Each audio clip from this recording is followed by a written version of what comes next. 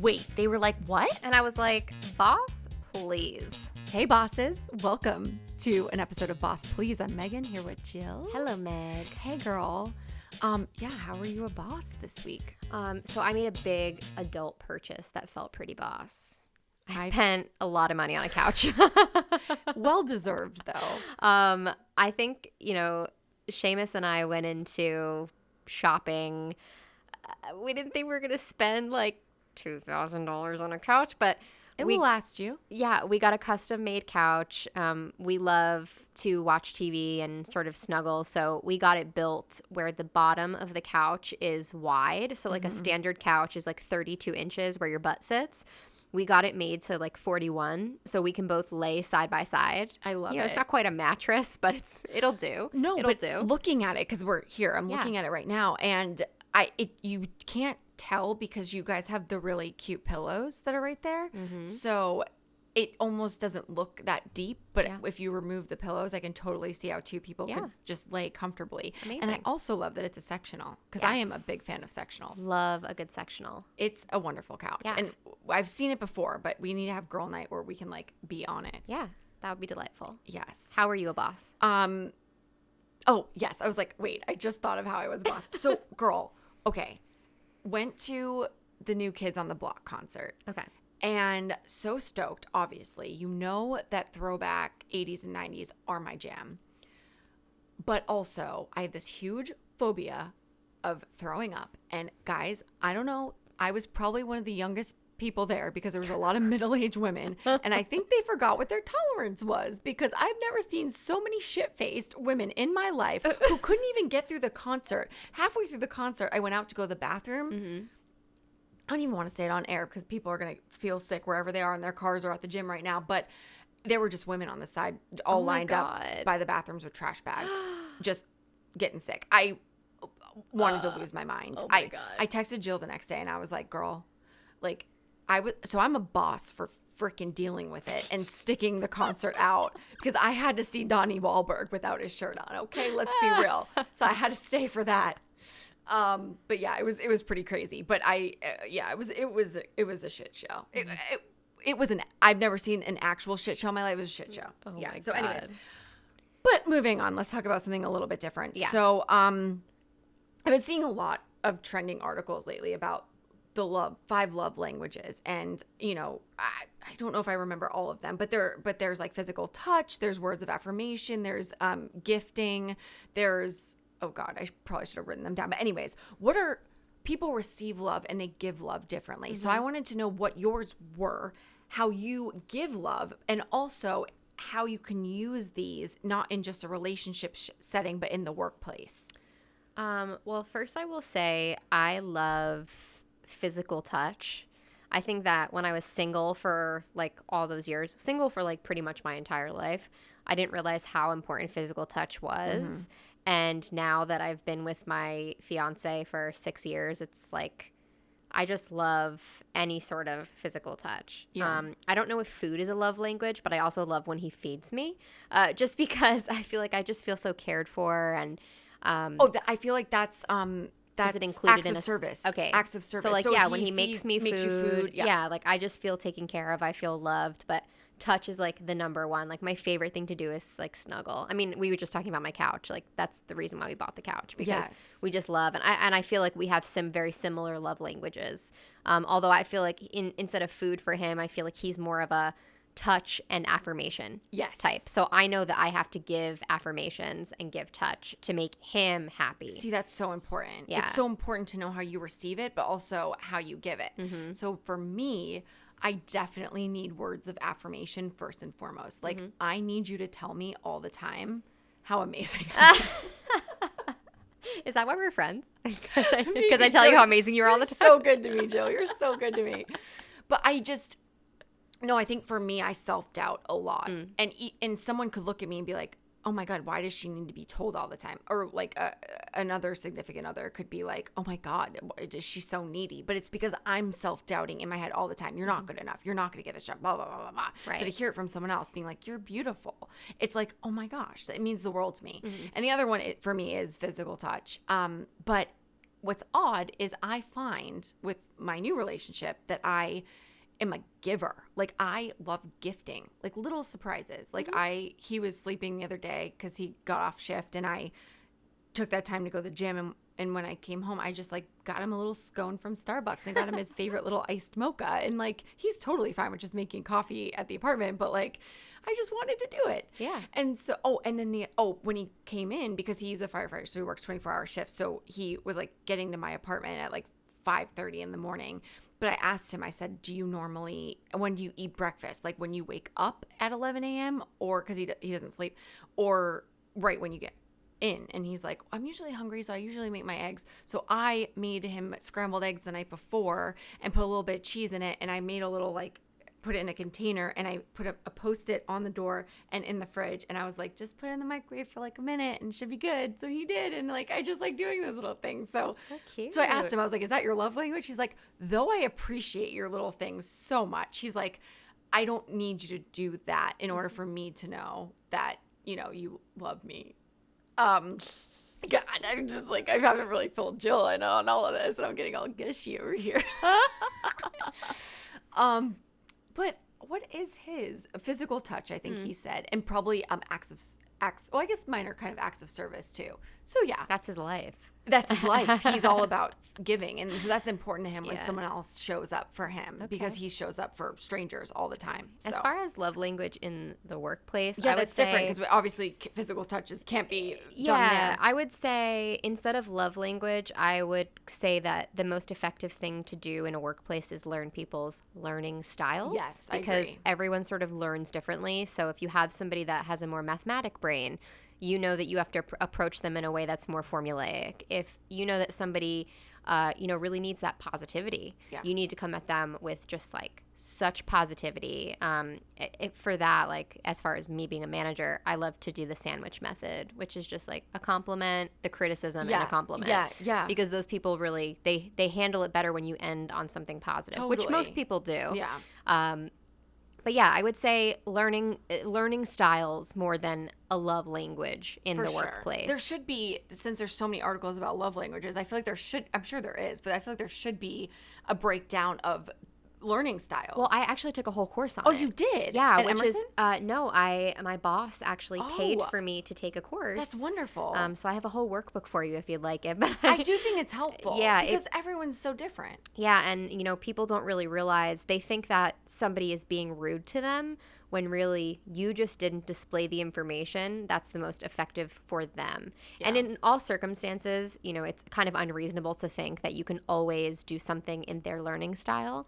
But when you can, it's really important to cater that way, because you're going to yield the positive results. Totally. So you're just going to benefit from it. You take a little bit of time and realize, okay, this person is this type. Mm-hmm. This is how I need to approach it. They're going to get it, and I won't have to repeat it again. Right. What do you think? For me, I guess it's a little bit different, because I was in a work environment last year, and now I'm not.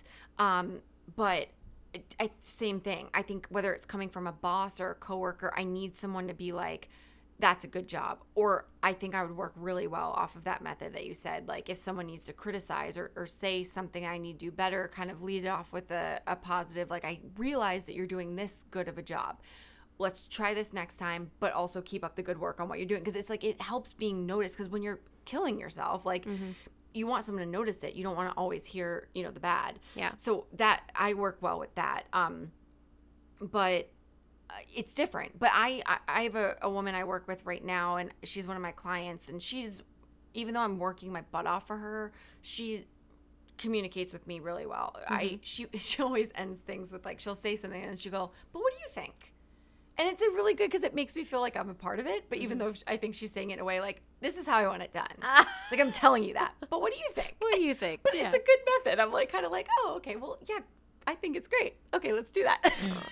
So funny. So anyways, but you were just bringing up positivity, and one of the most positive people that I know is Cassidy Quinn. Jill and I both went to Emerson with her. She has her own radio show. She has her own nightly TV show. This girl is a YouTuber. Anyways, I'm excited. We're going to be on the phone with her from Portland and just when we get back. Okay, bosses, welcome back. So excited to have Cassidy Quinn joining us from Portland via phone. Thank you for joining us, Cassidy. Thank you for having me. I'm excited. So Cassidy is a TV and radio host and YouTuber in Portland, Oregon. She hosts a 7 p.m. talk show on KGW, the NBC station in Portland, and the evening show on country radio station 98.7 The Bull, which I heard her on the radio when I was there for work like a couple weeks ago, and it was everything. She also makes YouTube videos on her own channel where she talks about all kinds of random things and makes a lot of she wrote dumb jokes. They're not dumb jokes. She wrote her bio, but I say they're brilliant jokes. And her jobs have taken her all over the place, from reporting to Pyeongchang 2018 Winter Olympics to indoor skydiving and interviewing llamas. She loves making content for any platform as long as she gets to have fun, spread positivity, and get weird and creative. And that's why we love you, Cassidy. So welcome to the show. Oh, thank you. You can tell that I wrote my own bio because I just realized as you were reading it that I didn't even say the name of my show at Portland. Oh, yeah. I kind of left out a... Don't worry. I mention it later in the questions, but it's Tonight with Cassidy. Yes. I guess sometimes I forget because I still don't believe it sometimes. Girl. Maybe they changed the name. I cannot wait to dive into that. We are so proud of you, but let's start from the beginning. So listeners, Cassidy went to school with Jill and I at Emerson, and you studied broadcast journalism, but did you ever dream that when you were at Emerson that you'd be living the life that you're living now?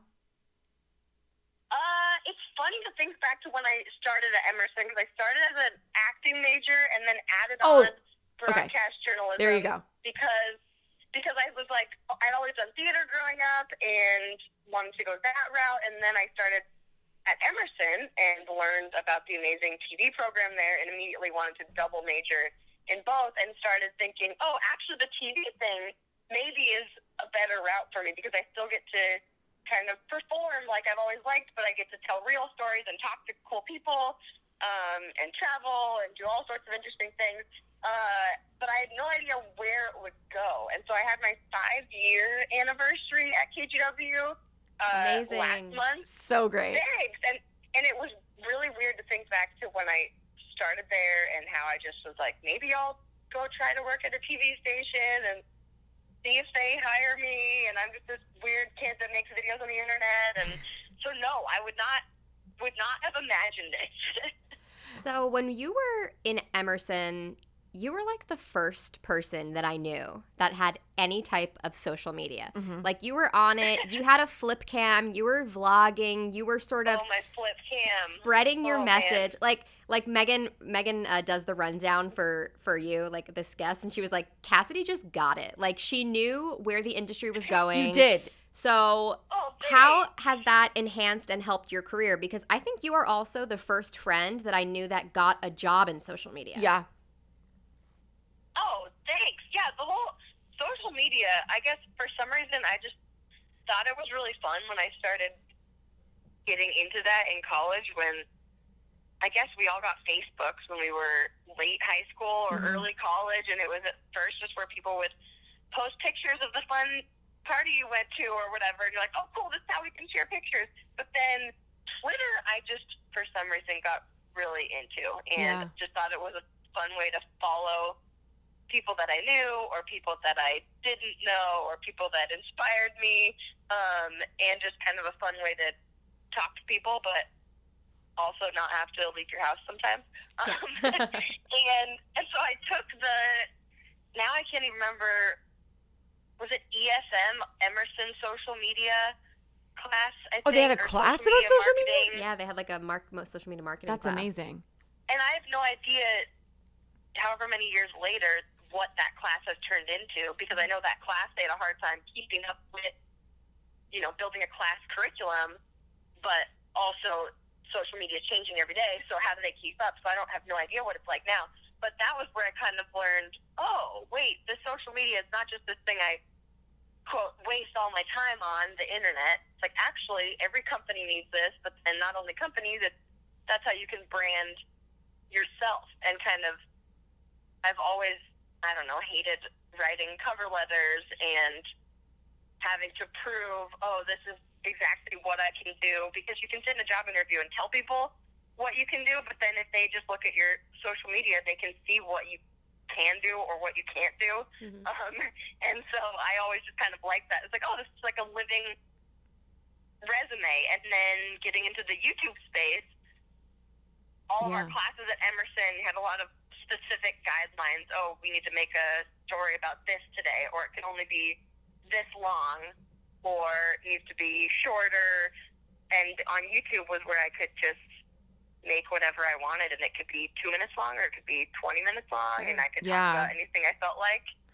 And so I guess that's kind of how I got started on social media. Was that your question? Now yes. What your no, it's perfect. I remember I like talking about the internet. I remember being so envious of you in a good way, because I was like, I wish I got this whole vlogging thing the way Cassidy does. And I have this vision, I have this memory of watching one of your videos, and you were just in Boston Common. Oh, no. No, it's great. You were just in Boston Common, and I don't even know, I can't remember what you're talking about, but you were vlogging, and I remember being like, she is such a boss, like holding her camera and talking. I'm like, I would be so afraid or like weird or like, what are people going to think? But you just owned it right from the get-go. And also, I didn't even write this question, but I remembered it. You literally vlogged the Boston Marathon bombings. You were there. Oh, yeah. And I remember you, because that was still a time where people were just getting into YouTube and just doing it. And you were like on the scene, like just on your own, covering it, doing it. You're like, I don't have my phone. My phone's turned off. Can you talk a little bit about that? Like in terms of it being like kind of a breaking news thing? Yeah, that was crazy. So the reason I was there, I was not running, but I worked for Boloco. Shout out to Boloco. I still miss their delicious burritos. And so I was running their social media for a couple years after we graduated from Emerson.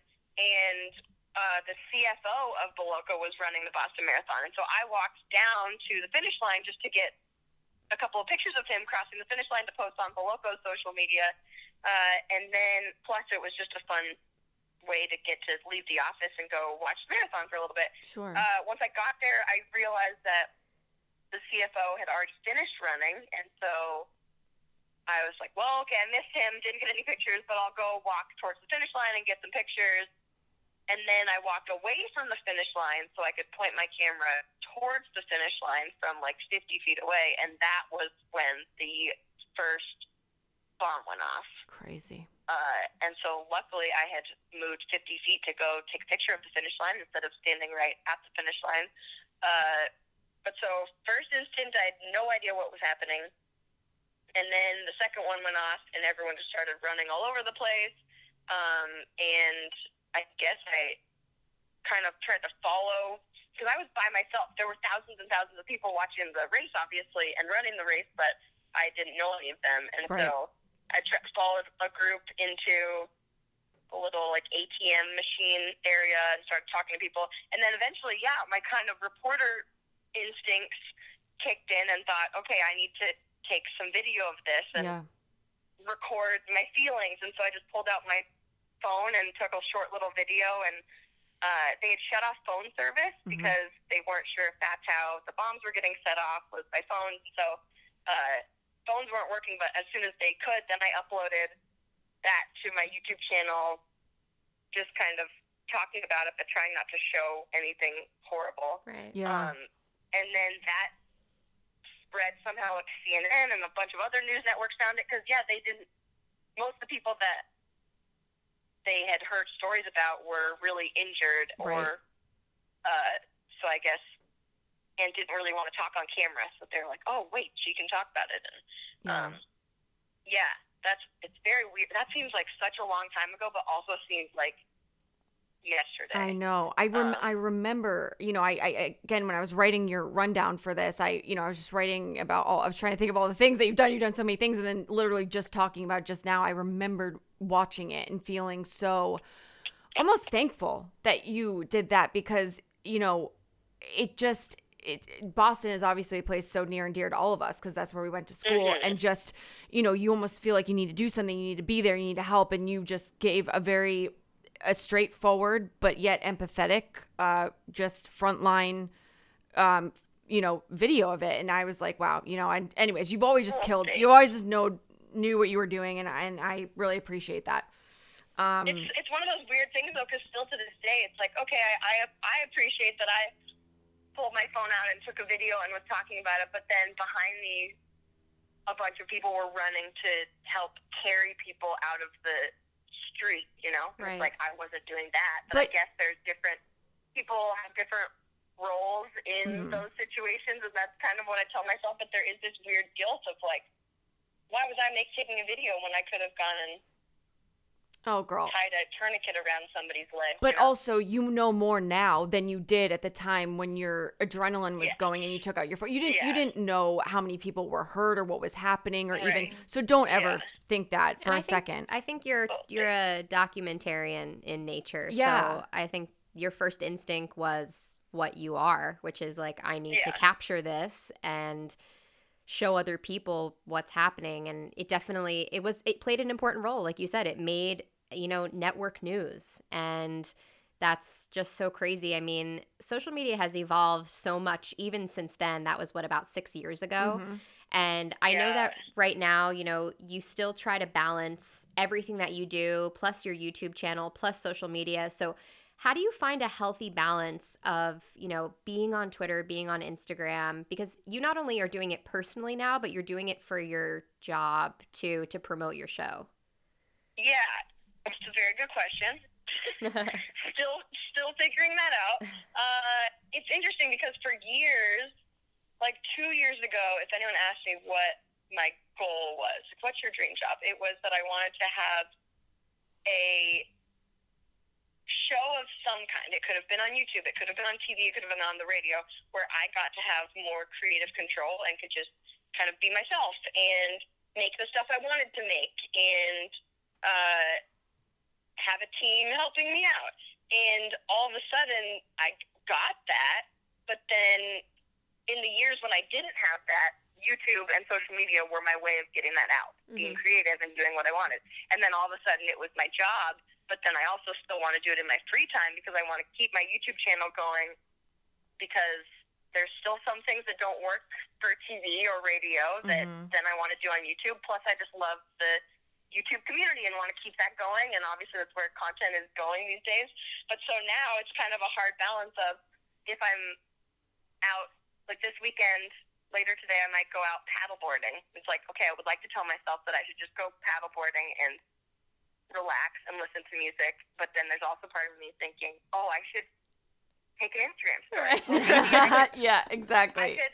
If I brought my GoPro that's waterproof, I could make a whole video, and then on Monday when I get to work, that could be 3 minutes of my show that we film right there. Or if it's not for the show, it could be my YouTube video for the week. And so it's still, I'm getting better at the balance and telling myself, oh, it's very healthy to have both of these things. Like, it's good to put time and effort into my career, but then it's also good to keep my brain sane and let myself relax. And for some reason, recently I've been really craving to do some kind of arts and crafts, and then I keep telling myself, that could be a video. And I'm like, no, just do the craft.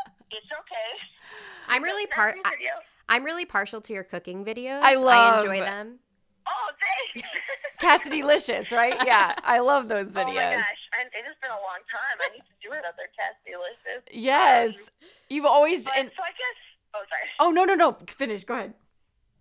Oh, I was gonna say, it's still a process of trying to figure out the balance, but I guess I just try to be more intentional about it. Like, okay, if I'm gonna do this weekend, maybe Sunday I'll do something, and it's okay to take video of that. But on Saturday, I'm just gonna let myself do fun things and not think it needs to be content. Right. But yeah, I love that.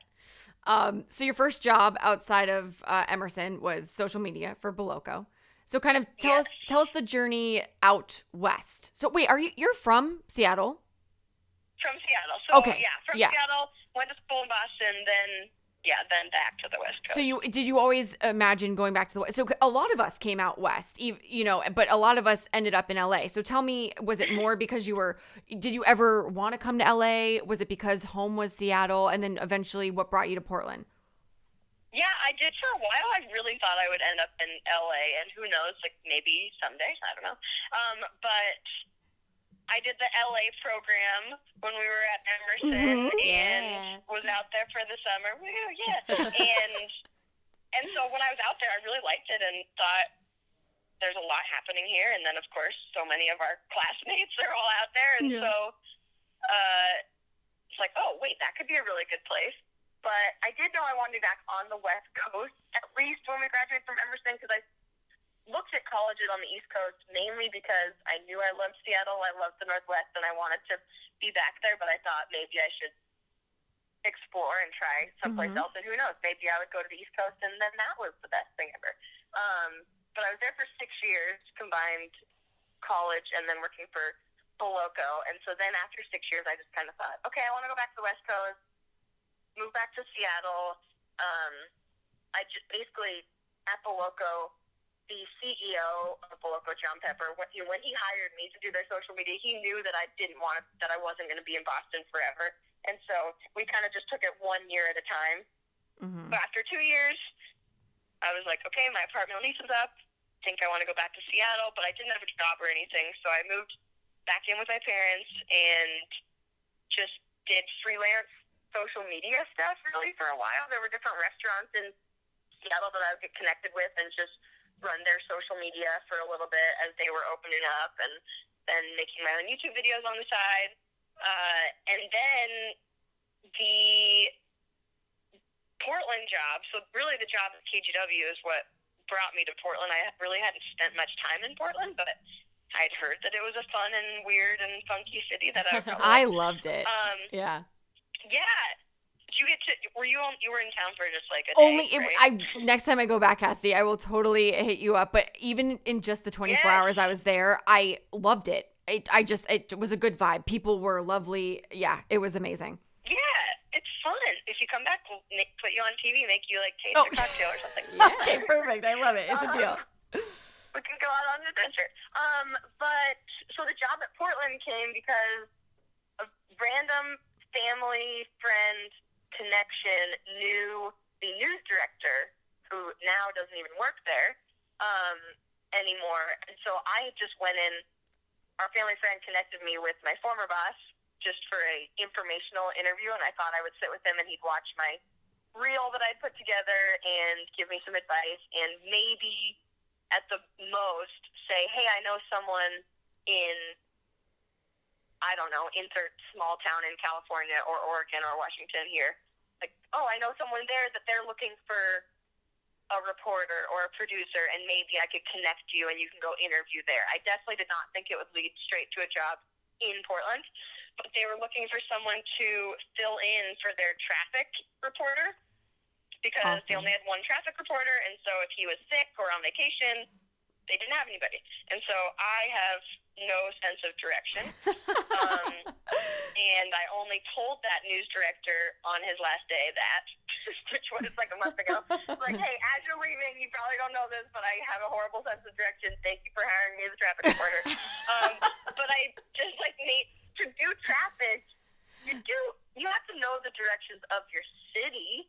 But so I just spent, basically the news director told me, okay, call me when you think you're ready and you think you know about Portland roads and bridges and freeways and all the things. And so every couple months I would call him. I made these note cards and I would study. There's 8 bridges in downtown Portland. Oh my God. So I would study this the is order crazy. of the bridges and which freeway. There's weird parts where like I-84 between these 2 points is called something else than the rest of it. That makes no sense. Portland is great, but the roads are weird. So every couple of months I would call my future boss at the time, and he'd be like, okay, you think you're ready? And then he'd quiz me on something, and I would get it wrong. And so he'd be like, okay, call me in a month. And so eventually after 6 months, they finally, and I was still living at my parents' house, after 6 months, I passed the quiz, I guess. I also had to record really awkward traffic audition videos in my room in my parents' house. I just pretending like, oh, this morning I-5 is really slow, and they were so awkward. I think they still live somewhere private on YouTube, and I'm scared to look at them. I love it. But so eventually they let me fill in doing traffic, and then after a little while, I kind of told them, hey, I need a full-time job, so I'm either going to find one somewhere else or here, and then they hired me on full-time, so I was doing a weird split shift of traffic in the mornings, but then kind of feature-y stuff later in the day, and then it's just evolved from there. That's so amazing. I love that. So that happened. That happened, but then how did the whole talk show unfold? So you were doing this for a while, and were you also doing radio at the time as well? Yeah, so a couple of years ago, our KGW has a partnership with one of the news radio stations in town, KXL, and they're owned by a company, Alpha Media, that owns a top 40 station and an alternative station and a sports radio station and a country station. And so they're kind of partners with us at KGW. And so one day I got a very cryptic voicemail from one of the bosses over at the main media company that owns all the radio stations, and he was like, "Hey, wondering if you ever want to get into radio, I have a question for you." So I called him back, and he said, "We need someone to do the overnight show, so midnight to 5 a.m. Oh, jeez. I was like, "Well, I work at 5 a.m., and they said, "Well, sometimes you can pre-record things. There's magic in radio." And I told them I don't know how to do. Like, I did radio shows when we were at Emerson, right. But I was never the person to push the button. I would just talk and hope that someone else knew how to engineer get it on the radio. Yeah. And so I was very honest with them. I'm always a big fan of I was listening to one of your guys' episodes the other day, and you were talking about fake it till you make it, which I'm a very big fan of fake it till you make it, but I'm also a fan of, at the same time, telling people I have no idea what I'm doing. Yeah. No, I think that's good though too. Being honest. Yeah. It's like, you gotta go in with the confidence that you can do it, and so that in that way faking it, but also like, hey, I really don't know what I'm doing, so please don't expect me to know this. And so they showed me the buttons. So I went in for an interview, or I thought it was an interview for the radio job, and really they were like, "Okay, do you want us to show you how to do it, and you'll start next week?" I was like, wait, what? Like, I told you I don't know what I'm doing. I also told you I think country music is great, but I don't know it. Yeah. It's never been the thing I've listened to that much. And they said, okay, well, you can learn. And so I think they could just tell that I was up for learning and also up for just talking, and that's basically what it entailed. And so started doing that, and then eventually got moved to the person who did the evening show from 7 to midnight on the radio station moved out of town, and so they moved me to that earlier spot, which was nice because there's more people listening, not in the middle of the night. And then meanwhile at the TV station, they just kept moving me around, and I think my boss the whole time when he hired me doing traffic knew that sure I could do traffic, but I was probably better suited for just talking to people and having fun and doing happy feature segments and stuff. So then they moved me to do live segments at different events around town during the 4 p.m. and 7 p.m. show. Great time slot. slots. Yeah. What? Great time slot. Yeah. So, and the 7 p.m. show at the time was called Live at 7, and it started, I think, about 10 years ago at this point by this wonderful woman, Steph Strickland, who at that time in, I think, 2009, was way ahead of her time in using social media. And so that's kind of how the show started. It was a talk show. A lot of it was about tech or music, and they used social media. And it was one of the first shows in town that, you send a tweet and we'll actually put it on TV, which seems so obvious, but at that time was a very new thing. And so she had started the show 10 years before, or 9 years before at the time, but then obviously it evolved, and eventually she left the station, and so a guy named Reggie Akey took over, and then he left to move to San Francisco, and then they hired a guy, Brian McFadden, who used to be on MTV. Now he was on KGW Portland. And so the whole time, for a couple of years, I was doing the 7 p.m. live shots, but every time one of the anchors of the show would leave, I would kind of go to my boss and tell him, hey, I don't know how to anchor a show. I've never done that before, but if you're doing auditions or practices or trainings, can I just try it? My boss was like, okay, I don't know. And then one day I convinced my boss to let me do a practice one, not on the air. So they said, because I think my boss was like, she's never going to shut up about this. I should just let her try it because she's going to keep bugging me and asking me. And so they let me do a practice one. I just read through the first 2 sections of the show, and they recorded it. And then my boss watched it, and he was like, okay, here's my tips. Do this, talk slower. If it's a serious story, be more serious about it. Because obviously I'm just like smiling. You're happy. Yeah. You're a positive not person. Really. Obviously, for that sad story, I wasn't doing that, but it still took me a while to figure out how to kind of add some weight to it, I guess. But so my boss had a lot of advice, and he's like, hey, why don't you do another practice one, not on the air? Then all of a sudden, one day, I remember I think it was Valentine's Day, like 2 years ago, and or the weekend of Valentine's Day, 3 years, I don't know how many years ago. And my boss called me into his office, and he said, okay, you know how we were going to have you do another practice run of Live at 7? And I said, yes. And he said, well, everyone is sick today, so we're just going to do that practice run on the air. Yes, it was very much like you're at the bottom of the totem pole, but everyone above you is out and dying. So the world works in the weird day. Yes. Day. I love that. I'm like, okay, sure, great. And my mom was in town randomly, and so she got to come to the studio and watch, and I was so nervous, but,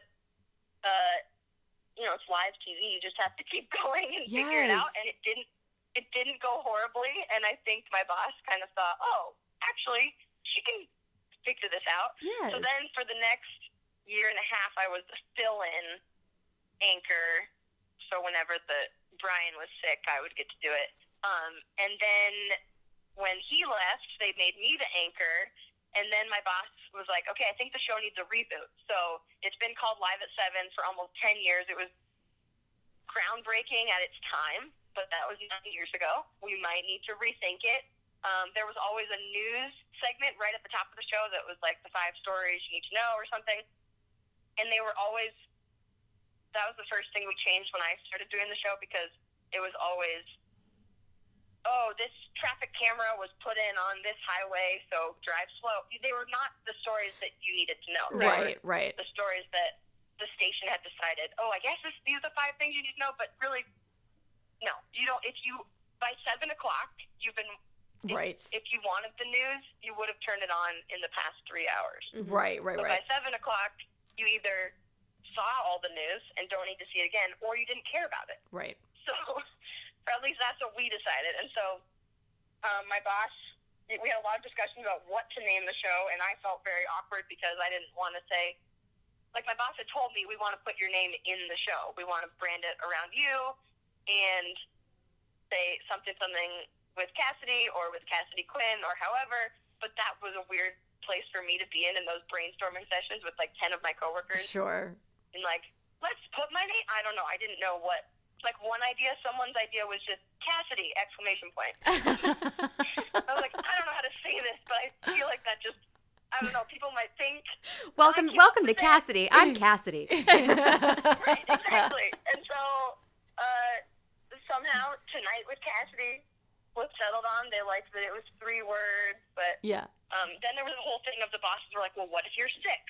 You're going to be on vacation sometimes. What do we do? How will we cover for that when it's called Tonight with Cassidy? I'm like, they call it, Kathy Lee and Hoda, even if, well, now it's not anymore. Now it's Hoda and Jenna. But, like, even if Jenna was filling in for Kathy Lee, it's still Kathy Lee and Hoda, but Jenna's there. And so you're right.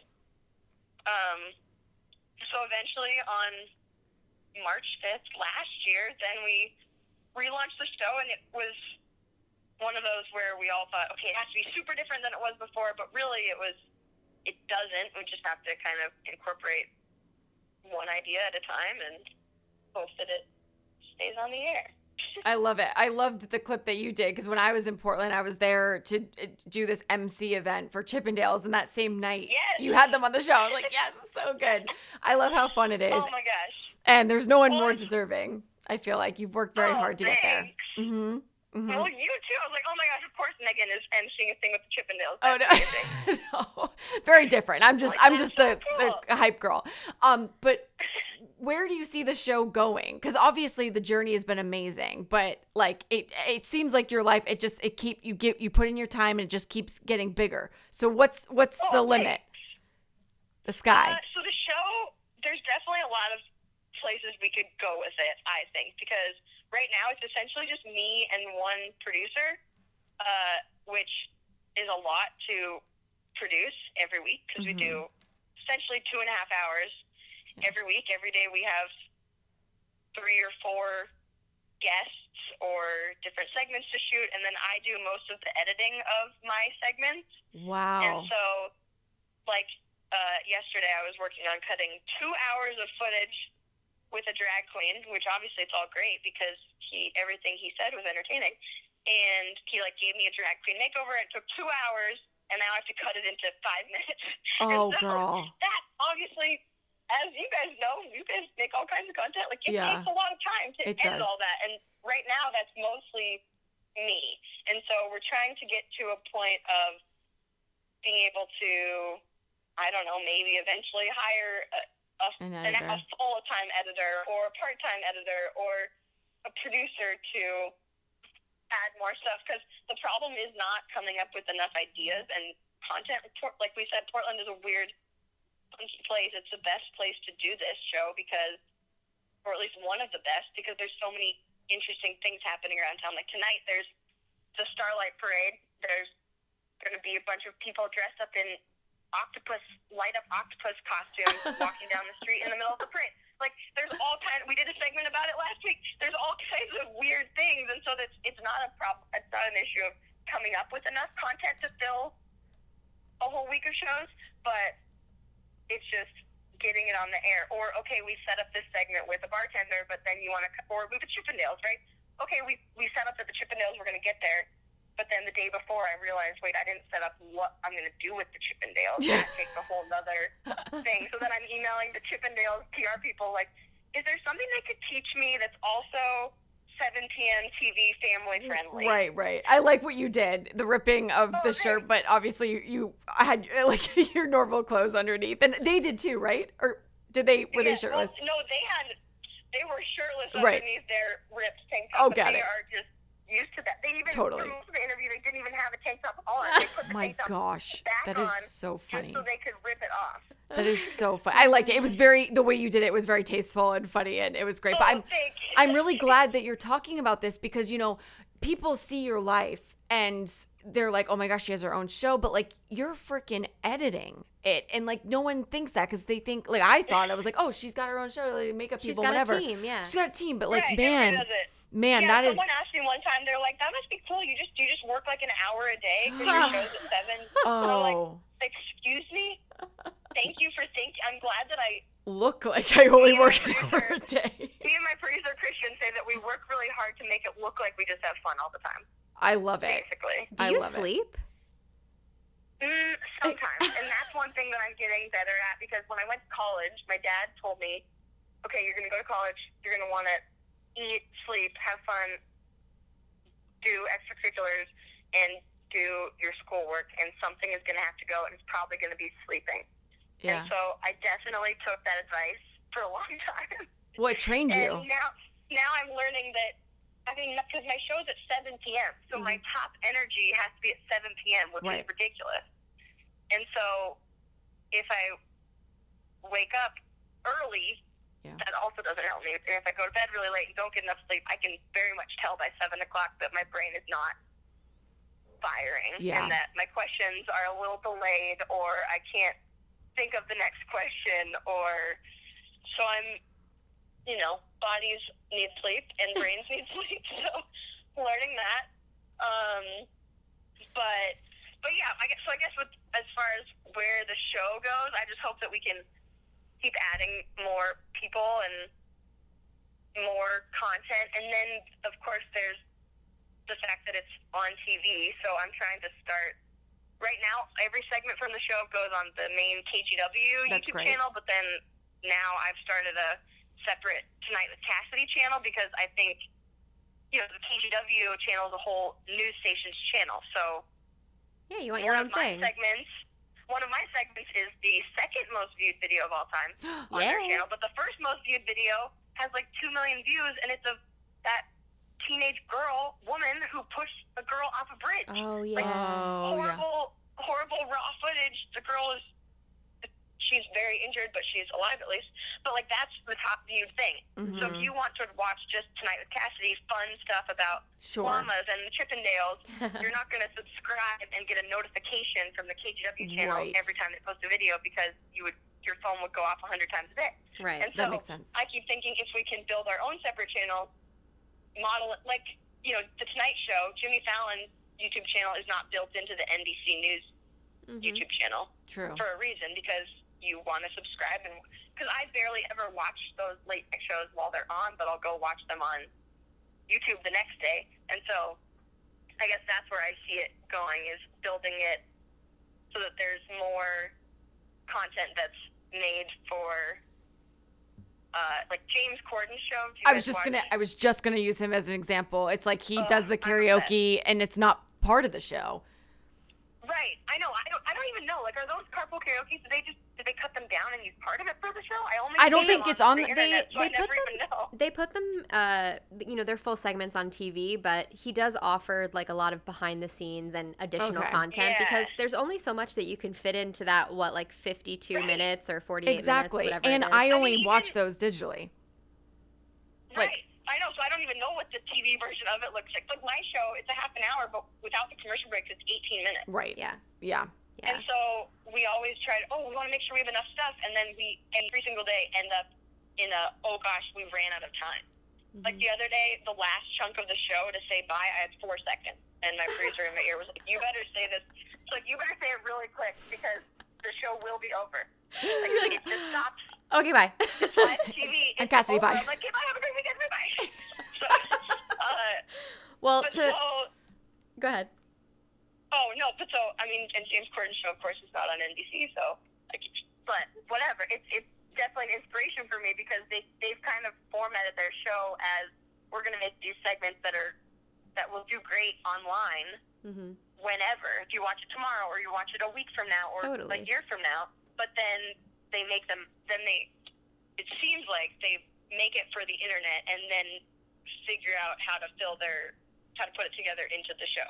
And so we would like to do more of that, but the content that is better on the internet is the stuff that takes longer to shoot and to edit. And so you just you need that crew, girl. You need some help. Exactly. So right now I can have like maybe 2 really good edited segments that I really love every week, just because I have to do it. But if we had a whole team, then we could do, like, every day we could do different things. Yeah, so I'll manifest it for you. Yeah. Well, just to wrap things up on our end, you have created all types of content. You've had so many wonderful jobs in media. Do you have any advice for somebody out there who is a content creator, just a general rule of thumb that you always go by to sort of help them take their next step in their journey? Yeah, so one thing I would say is just start doing things. I think a lot of people, when I've talked to different people about starting a YouTube channel or Twitter, it's funny, people keep saying Twitter's dying, but I still love Twitter, so. I love Twitter, a lot of people do. Insert different platform there, wherever.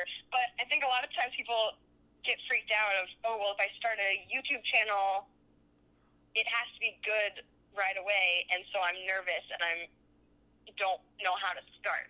But I think no matter what you're doing, you get better as you keep doing it. So the first thing you do is you're gonna think it sucks eventually, and you're gonna think that you looked really awkward and didn't do a good job. But that's kind of the point, and then it lives on the internet forever until you delete it if you want to. But I think that's the great thing about the internet, is that stuff does live there, and that you can watch people grow and improve. And so I think, but that's how I got comfortable when I got to KGW.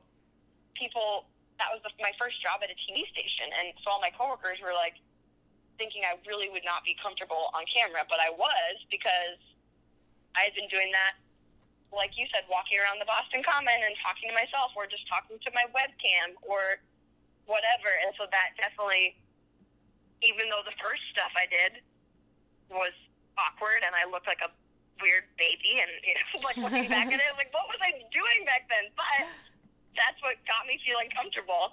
And then I think it's also the other thing I would say. So yeah, I guess just don't be nervous about starting. Just go for it and try something. And then also I think realize that like just be yourself. I guess that's for the longest time I just wanted to have a job where I could just be myself and show my personality, and I could have probably gone some different routes, tried to start at a smaller news station and be a super serious reporter and work my way up that way, but I like the fact that I got to just be myself and tell them that I didn't know what I was doing and be except about my sense of direction. Definitely I love that. one till I faked it till I made it in that case. Till I made it, not maked it. But just being myself, and I think with obviously the way that content is going online right now and on TV, like TV, it's still so hard to, with some of the ways, you see news anchors just sitting and reading the news, and now they're all trying to get to a point where they can be honest and be open and say, and they're not robots. Whatever. Yeah. Right, exactly. And so, but on the internet, that's always how it's been. So, right. But I think people appreciate that, and they can see right through it if you're not just doing what you want to do. I think with you guys, you can just tell that you enjoy making the content that you make, and you're going to make it whether it's on a podcast or on Instagram TV or wherever. So, yeah. No, well, I love... advice makes sense? I don't know. Yes. It did. It totally did. I love your tenacity. I love your hustle. I love your positivity. Where can the people go and find you on the interwebs, seeing as you're all on all of the inter-social webs? I am on all the interwebs. I wish that, right at the beginning I could have just signed up with Cassidy Quinn everywhere and just had that. But probably if you just search Cassidy Quinn. If you want to see... on YouTube, if you just search #Tonight with Cassidy, all the videos from the show will pop up, or youtube.com/Cassidy Quinn is my personal channel, and hopefully I'll get back to posting some more stuff on there. Perfect. Instagram, Cassidy Quinn TV, because someone already had Cassidy Quinn. And, yeah, if you're in Portland, you can watch Tonight with Cassidy at 7 p.m., Monday through Friday, or live stream it, or just watch the segments on YouTube, because that's what most people will do anyway someday. I love it, girl. We'll keep killing it. Thank you so much for joining us, and we'll see everyone next week. Bye. Thank you, guys. Follow us on Twitter, Instagram, and Facebook at Boss Please Pod. And don't forget to rate, comment, and subscribe on iTunes. Navigate the path to your best self with us, because bossing together is always better.